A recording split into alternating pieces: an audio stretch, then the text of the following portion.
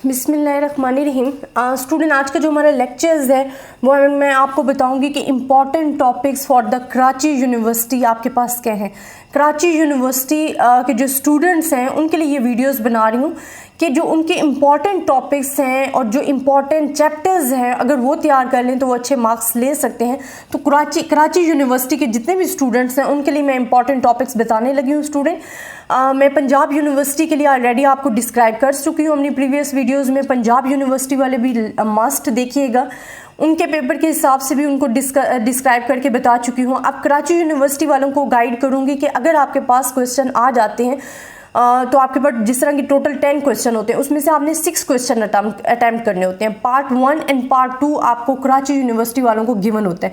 उसमें स्टूडेंट आपके पास क्या होते हैं कि 5 क्वेश्चन एक पार्ट में होते हैं, 5 क्वेश्चन सेकंड पार्ट में होते हैं। तो कराची यूनिवर्सिटी वालों ने 3 क्वेश्चन जो हैं वो पार्ट 1 में से करने होते हैं और 3 क्वेश्चन आपने पार्ट 2 में से करने होते हैं। मैं आपको पार्ट 1 एंड पार्ट 2 के हिसाब से बताऊंगी कि आपके पास कौन से चैप्टर्स इंपॉर्टेंट हैं और उन चैप्टर्स में भी आपके पास कौन से टॉपिक्स इंपॉर्टेंट हैं जो कि आपने मेन तैयार करने हैं अपने एग्जाम्स के लिए। अच्छा स्टूडेंट, जो पार्ट 1 है, क्योंकि हमारे पास 2 पार्ट होते हैं कराची यूनिवर्सिटी वालों के लिए, एक पार्ट ए होता है, एक पार्ट बी होता है। इन दोनों में आपके पास क्या होते हैं 5 क्वेश्चन आते हैं, जिसमें से आपको 3 क्वेश्चन जो हैं वो अटेम्प्ट करने होते हैं। मुझे तो सबसे इंपॉर्टेंट पार्ट 1 के लिए भी आपको मैं गाइड करने लगी हूँ कि हमारे पास जो पार्ट 1 के लिए है, ये मैं आपको पार्ट 1 के लिए गाइड करने लगी हूँ पहले, कि जो सबसे मुझे इंपॉर्टेंट कराची यूनिवर्सिटी वालों के लिए चैप्टर लगा, मुझे लगा कि आपने टेस्टिंग ऑफ हाइपोथेसिस मस्त तैयार करना है। Testing of hypothesis. Testing of hypothesis में भी स्टूडेंट आपके पास जो इम्पॉर्टेंट आप कह सकते हो टॉपिक्स हैं, जिस तरह के हमसे पूछा जा सकता है नल एंड अल्टरनेटिव हाइपोथेसिस क्या है। नल एंड अल्टरनेटिव हाइपोथेसिस, या आपके पास पूछा जा सकता है टाइप 1 एरर, ये भी बड़ा इंपॉर्टेंट है आपके पास। टाइप 1 एंड टाइप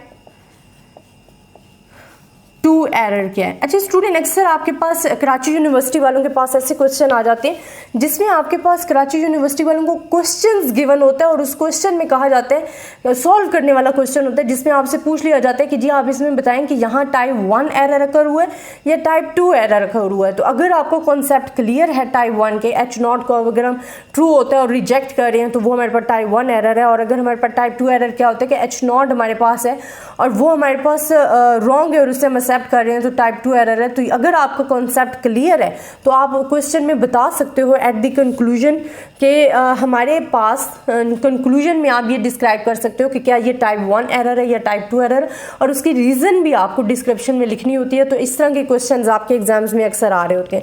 फिर आपने क्या बताना होता है student, tail 1 and tail 2 test आपके पास थ्योरेटिकली बड़ा इंपॉर्टेंट होता है। उनके क्वेश्चन भी बहुत ज़्यादा आते हैं टेल 1 एंड टेल 2 के।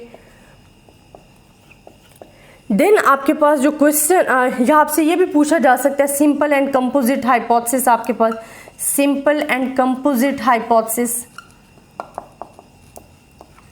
ये आपके पास इंपॉर्टेंट टॉपिक है।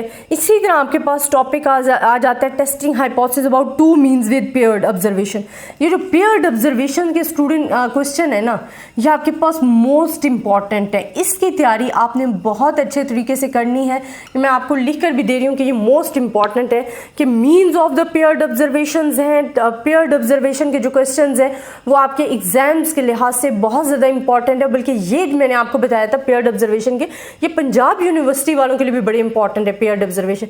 इनमें से एक क्वेश्चन पंजाब यूनिवर्सिटी को भी लाजमी आता है और कराची यूनिवर्सिटी वालों के लिए भी बहुत इंपॉर्टेंट है, क्योंकि इसमें से बहुत ज़्यादा क्वेश्चन आपके प्रीवियस पेपर में भी आए होते हैं। तो पेयर्ड ऑब्जर्वेशंस आपने टेस्टिंग ऑफ हाइपोथेसिस में अच्छे तरीके से तैयार करनी है। अच्छा स्टूडेंट, इस पार्ट 1 के लिए जो मुझे सेकेंड चैप्टर जो मुझे लगा कि बहुत ज़्यादा इंपॉर्टेंट है आपके लिए, वो मैं आपको बताती हूँ। वो अनोवा का चैप्टर है। अनोवा आपने तैयार करना है। आपने कौन सा चैप्टर तैयार करना है? Then ANOVA. ANOVA analysis of variance जिसे हम कहते हैं अनोवा, वो आपके पास इंपॉर्टेंट है। अब इसमें स्टूडेंट आपने तैयार क्या करना है, एक तो 1 वे एनालिसिस ऑफ वेरिएंस और 2 वे का आपको पता होना चाहिए कि क्योंकि ये इनमें सिर्फ थोड़ा सा ही डिफरेंस है।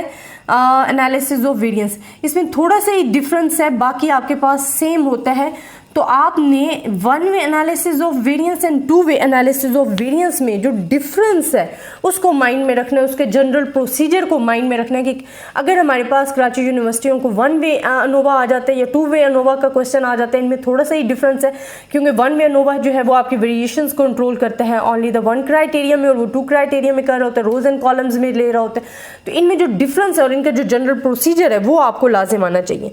फिर हमारे पास जो टू वे अनोवा में इंटरसेक्शन के क्वेश्चन है वो भी आपको मस्ट आने चाहिए, और उनमें भी आपके पास टू वे अनोवा के लिए सिर्फ एक स्टेप बढ़ जाता है इंटरसेक्शन का, बाकी आपके पास सेम होते हैं, और इसमें से भी आपके पास क्वेश्चन आते हैं। टू वे अनोवा जो है विद इंटरसेक्शन में से आपके क्वेश्चन अक्सर आ रहे होते हैं, तो आपने इंटरसेक्शन वाले क्वेश्चन जो हैं वो भी अच्छे तरीके से तैयार करने। अच्छा, इसमें एक और मोस्ट इंपॉर्टेंट टॉपिक है, अक्सर आपके क्वेश्चन के साथ LSD टेस्ट पूछ लिया जाता है। ये हमारे पास कौन सा टेस्ट होता है? लीस्ट सिग्निफिकेंस डिफरेंस टेस्ट जो है अक्सर आपको क्वेश्चन दे के ये पूछ लिया जाता है जी। आप साथ में LSD टेस्ट भी अप्लाई करके देखें तो स्टूडेंट आपके पास LSD टेस्ट कब अप्लाई हो रहा है? जब H0 रिजेक्ट हो जाता है और फिर आपने ये अप्लाई करना होता है, तो आपको ये कॉन्सेप्ट भी क्लियर होना चाहिए। थर्ड चैप्टर जो मुझे फॉर द कराची यूनिवर्सिटी वालों के लिए इंपॉर्टेंट लगा है वो आपके पास आ जाता है एक्सपेरिमेंटल डिज़ाइन।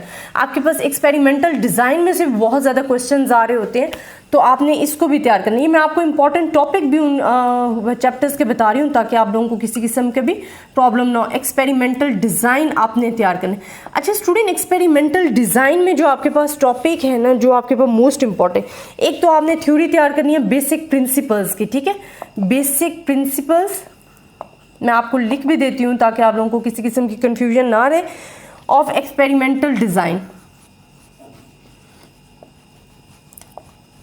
अगर स्टूडेंट बेसिक प्रिंसिपल, क्योंकि आपने पढ़े हुए आपकी थ्योरी में भी है basic principles, how many basic principle of experimental design? आपके पास 3 होते हैं। एक तो आपके पास रैंडमाइजेशन होती है, और स्टूडेंट अगर आपने ये कॉन्सेप्ट अच्छे तरीके से समझने हैं तो जो मेरा प्लेलिस्ट है, चैनल की प्लेलिस्ट है, वहाँ आपको एक्सपेरिमेंटल डिज़ाइन का चैप्टर गिवन है, और वहाँ आपको ये जो रेंडमाइजेशन, रेप्लिकेशंस होगी या लोकल कंट्रोल हो गया, इन तमाम topic, basic principle of experimental design, ये तमाम चीज़ें आपको ऑलरेडी डिस्क्राइब की हुई हैं।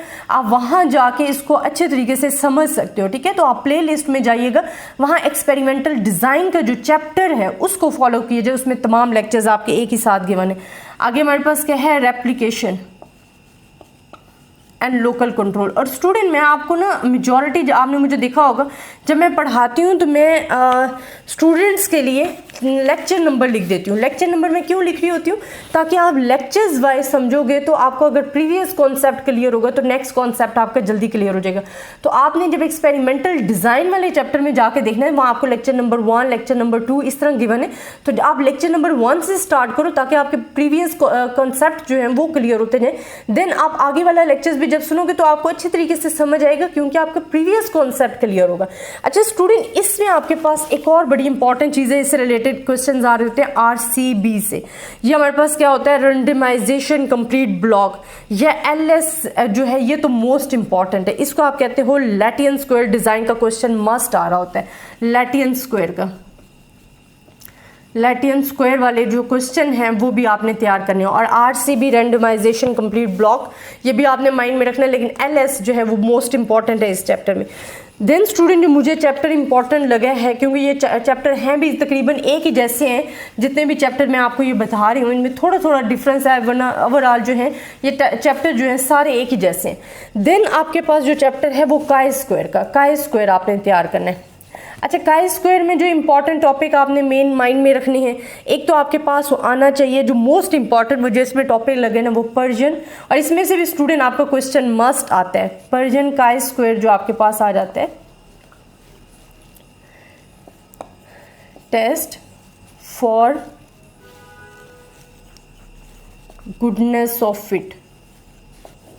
अच्छा स्टूडेंट, ये आपके पास काई स्क्वायर का जो एक क्वेश्चन है ये मुझे बड़ा इंपॉर्टेंट लगता है और आपके एग्जाम्स में भी आया हुआ है, आपने इसे तैयार करने हैं। और स्टूडेंट अगेन एंड अगेन आपको एक चीज़ कहूँगी कि जब भी आप कराची यूनिवर्सिटी वाले हैं, पंजाब यूनिवर्सिटी है, सरगोदा यूनिवर्सिटी है, बाउद्दीन ज़कीर यूनिवर्सिटी है, कोई भी आपके पास यूनिवर्सिटी है, आप उसके previous paper 5 years previous paper मस्त तैयार किया करो। 5 ईयर्स जो प्रीवियस पेपर्स होते हैं ना स्टूडेंट, अक्सर ऐसे होता है कि आपको उन्हीं वही क्वेश्चन रिपीट हो रहे होते हैं बार बार। कम से कम आपको पैटर्न की समझ आ जाती है कि आपके पास पैटर्न क्या है, किस चैप्टर में से क्वेश्चन नंबर 1 किस चैप्टर में से आ रहा है, क्वेश्चन नंबर 2 किस चैप्टर में से आ रहा है। तो ये आपको गाइडलाइंस मिल जाती है। और अगर आपने 5 ईयर्स पेपर अच्छे तरीके से तैयार किए हुए हैं तो आपका समझे 60% पेपर जो है वो सिर्फ 5 ईयर्स पेपर से ही तैयार हो जाता है। बाकी आपकी जो तैयारी होती है वो डिस्क्राइब कर रही होती है कि आप उसको कैसे कर सकते हो। अच्छा, पार्ट बी के लिए जो मुझे स्टूडेंट इंपॉर्टेंट चैप्टर्स लगे थे वो भी मैं आपको बताती हूँ। इनमें से 3 क्वेश्चन आपने अटेम्प्ट करने होते हैं। ये मैं आपको सारे चैप्टर्स बता रही हूँ। आपको जो चैप्टर्स इजी लगते हैं आप वो तैयार कर लो ताकि आप 5 में से 3 क्वेश्चन जो है वो मस्ट अच्छे तरीके से अटेम्प्ट कर सको। पार्ट बी के लिए भी मैं आपको चैप्टर्स बता देती हूँ। स्टूडेंट फर्स्ट चैप्टर तो हमारे पास है regression and correlation, simple regression and correlation. इसमें simple regression and correlation coefficient आपके पास बड़ा इंपॉर्टेंट है, आपने इसको माइंड में रखने के हमारे पास क्या होता है। And most important is the rank correlation. इसमें से एक क्वेश्चन भी मस्ट आता है, तो रैंक कोरिलेशन जो है ये भी आपके पास क्या है, इंपॉर्टेंट है बहुत ज़्यादा। ये मैं आपको मेंशन भी कर रही हूँ, रैंक कोरिलेशन। इसके साथ स्टूडेंट आपके पास मल्टीपल रिग्रेशन एंड कोरिलेशन बड़ा इंपॉर्टेंट है। मल्टीपल रिग्रेशन एंड कोरिलेशन, ये चैप्टर भी आपने तैयार करने। एक सिंपल रिग्रेशन एंड कोरिलेशन है जो कि ऊपर मैंने आपको लिखकर बता दिया। इसमें रैंक कोरिलेशन बहुत ज़्यादा इंपॉर्टेंट है। मल्टीपल रिग्रेशन एंड कोरिलेशन जो है वो भी आपके पास मोस्ट इंपॉर्टेंट है। इसमें स्टूडेंट अक्सर आपके पास क्वेश्चन ऐसे पूछ लिए जाते हैं, ये वाले जो क्वेश्चन है ना ये सॉल्व करने के लिए आपको बहुत ज़्यादा आ रहे होते हैं। और इसमें आपके पास एक मोस्ट इंपॉर्टेंट कैरल-पर्जन जो आपके पास है, कैरल-पर्जन कोफिशिएंट ऑफ रिग्रेशन जो है ये बहुत ज़्यादा थ्योरेटिकली भी और प्रैक्टिकली भी आपके पास आ रहा होता है। इसमें एक और चीज़ आपने अक्सर आपके पास रिग्रेशन इक्वेशन पूछ ली जाती है। और रिग्रेशन इक्वेशन 3 वेरिएबल्स पे जो कंटेन होती है, x1 ऑन x2 और x3। आपके पास रिग्रेशन इक्वेशन जो है स्टूडेंट वो आपसे पूछ ली जाती है कि आपके पास रिग्रेशन इक्वेशन क्या आ रही है। तो ये आप कराची यूनिवर्सिटी वाले जो है टॉपिक तैयार करनी है। मैं अब मज़ीद 1-2 चैप्टर्स बता देती हूँ, उनमें भी जो इंपॉर्टेंट टॉपिक मुझे लग रहे थे आपको बताती हूँ, वो आपने तैयार करने हैं। क्योंकि कराची यूनिवर्सिटी वाले जो हैं स्टूडेंट पार्ट 2 में आपके रिग्रेशन एंड कोरिलेशन से रिलेटेड बहुत ज़्यादा क्वेश्चंस आ रहे होते हैं।